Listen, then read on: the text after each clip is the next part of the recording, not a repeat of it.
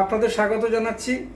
যেই খবরটি নিয়ে আমরা আপনাদের সামনে উপস্থিত হয়েছি সেটি হলো প্রাক্তন অধিনায়ক সৌরভ গঙ্গোপাধ্যায়কে কিছু ইউটিউবার দেখছি অত্যন্ত সমালোচনায় বিদ্ধ করছেন, নিন্দা করছেন, অপমান করছেন। কেন বলছি? সৌরভ গঙ্গোপাধ্যায়ের অপরাধটি কী? তিনি মুখ্যমন্ত্রীর সঙ্গে অক্সফোর্ডে গেছেন বা বিভিন্ন রকমের বাণিজ্য সম্মেলনে থাকেন, মুখ্যমন্ত্রীর ডাকে তিনি সরকারি অনুষ্ঠানে সাড়া দেন, এমনকি তার স্ত্রী ডোনা গাঙ্গুলিও অত্যন্ত ঘনিষ্ঠ মুখ্যমন্ত্রী। সেই কারণেই কি তাকে এই অপবাদ সহ্য করতে হবে? এটা কি বাঙালি সে চিরকালই সে কাঁকড়ার জাতি হয়ে গেল?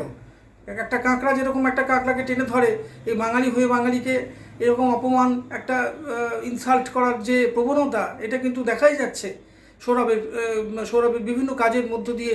সৌরভ যে কোনো যদি একটা অ্যাসাইনমেন্ট নেয়, সঙ্গে সঙ্গে তাকে একটা প্রশ্ন বিদ্ধ করা, তাকে একটা নেগেটিভ ওয়েতে দেখানো, এটা কেন হবে? সৌরভে কী অপরাধ আছে? সৌরভ কি কোনো তৃণমূলী অনুষ্ঠানে গেছে? সৌরভ কি কোনো পার্টি হেডকোয়ার্টার্সে বসে কথা বলেছে? সৌরভ গাঙ্গুলি একজন সেলিব্রিটি, তিনি প্রাক্তন ভারত অধিনায়ক, তিনি বিসিসিআইয়ের প্রেসিডেন্ট ছিলেন, তিনি সিএবি প্রেসিডেন্ট ছিলেন, তিনি এন্টারটেনমেন্ট জগতে কাজ করছেন, তার একটা জনপ্রিয়তা আছে বাঙালির কাছে, এটা কোনো অস্বীকার করার জায়গা নেই। কিন্তু আজকে দেখছি বেশ কিছু ইউটিউবার তাকে ঘিরে অত্যন্ত একটা সমালোচনা, একটা নেগেটিভ পাবলিসিটি করছে তার বিরুদ্ধে। সে নাকি একেবারে পুরো নিম্নমানের হয়ে গেছে, এরকম একটা ইঙ্গিত তারা দিচ্ছে। আচ্ছা, সত্যি কি তাই? কোনো দেশের, আপনি যদি মহারাষ্ট্রে যান, আপনি যদি হায়দ্রাবাদে যান, আপনি দেখবেন যে ওখানে সরকারি অনুষ্ঠানে সচিন তেন্ডুলকর, রাহুল দ্রাবিড় এখানে উপস্থিত থাকে, বিরাট কোহলিকেও তারা আমন্ত্রণ জানায়। কোনো সরকারি অনুষ্ঠানে যেতেই পারেন, প্রধানমন্ত্রীর হাত থেকে কোনো পুরস্কার নেওয়া থেকে আরম্ভ করে কত কাজ তারা করতে হয় তাদেরকে। আপনি সচিন তেন্ডুলকরকে রাজ্যসভায় পর্যন্ত পাঠিয়েছিলেন কংগ্রেস দল থেকে। এরা তো কেউ এই প্রশ্ন বিদ্ধ হননি। তবে সৌরভের ক্ষেত্রে কেন হচ্ছে এটা? তাহলে কি সেই বাঙালি সেই পুরনো প্রভাবটি রয়ে গেল, যে কাঁকড়ার জাতি হয়ে গেল? তাই কারণে ঈর্ষান্বিত বাঙালি আজকে এই ঈর্ষা থেকে কি সে বেরোতে পারছে না?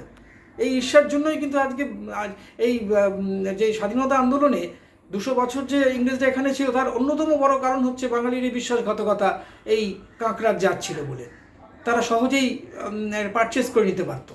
এইটা কেন হবে? আপনারা সৌরভ গাঙ্গুলিকে এইভাবে দেখছেন কেন? তিনি অফিসিয়াল ভিজিটে যেতেই পারেন, চিফ মিনিস্টারের সঙ্গে তিনি ঘুরছেন, এটা তো সবই অফিসিয়াল ভিজিটে। তিনি যদি বিনিয়োগ করেন, এটা তো বাংলারই লাভ, বাংলার ছেলেমেয়েরা তো চাকরি পাবে। এটা তো শ্রীলঙ্কা থেকে এসে চাকরি পাবে না কেউ। তবে কেন সৌরভের ক্ষেত্রে এরকম একটা বাতাবরণ তৈরি করা হচ্ছে? তিনি অক্সফোর্ডে গেছেন, তিনি মুখ্যমন্ত্রীর সঙ্গে হাঁটছেন রাস্তায়, এটা তো অপরাধ হয়ে গেল? কোনো সেলিব্রিটির সঙ্গে কেউ যেতে পারবে না? ডেলিগেশনে তো যায়, প্রধানমন্ত্রীর সঙ্গে বহু নাম করা লোকরা যায়। তারপর কি সেগুলো দেখেন না আপনারা? আপনারা শুধু সৌরভের ক্ষেত্রে যত রকমের খুঁত ধরার চেষ্টা করেন। আজ সৌরভ গাঙ্গুলিকে মমতা ব্যানার্জি অ্যাম্বাসেডর করেছেন বাংলার। কেন? তার কারণ হচ্ছে সৌরভের একটা ফেস ভ্যালু আছে। সৌরভের ফেসটা দেখিয়ে যদি আমাদের দেশে যদি কিছু লগ্নি হয়, তাতে যদি হাজার হাজার ছেলেমেয়ে চাকরি পায়, তাতে আপনার কি কোনো অসুবিধা আছে? আপনি কি কোনো চাকরি দিতে পারছেন? যে ব্যক্তি আপনি সমালোচনা করছেন, আপনি তো চাকরি দিতে পারছেন না। তাহলে মমতা চেষ্টা করছে চাকরি দেওয়ার, তার নাম করা লোক তার পাশে যদি থাকে, হ্যাঁ, তো তাদের একটা অ্যাট্রাকশানে আসতেই পারে মানুষ। তাদের ফেস ভ্যালু আছে, তারা ইন্টারন্যাশনাল ফিগার, এটা তো অস্বীকার করবেন। আপনি আমি তো না। আপনি আমি কি ইন্টারন্যাশনাল ফিগার বলুন তো? Sourav Ganguly international figure. সেই কারণেই সৌরভকে অফিসিয়াল ভিজিটে ডাকছেন এবং সৌরভ গাঙ্গুলি অ্যাটেন্ড করছেন।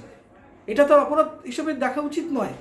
হ্যাঁ, আপনি যদি বলতেন তৃণমূলের পার্টি অফিসে বসে কথা বলছে, মুড়ি খাচ্ছে, কি তাদের পার্টির ফ্ল্যাগ ধরে যাচ্ছে, আপনি বলতে পারতেন যে রাজনীতিকরণ হয়ে গেছে। কিন্তু এটা তো সেটা না।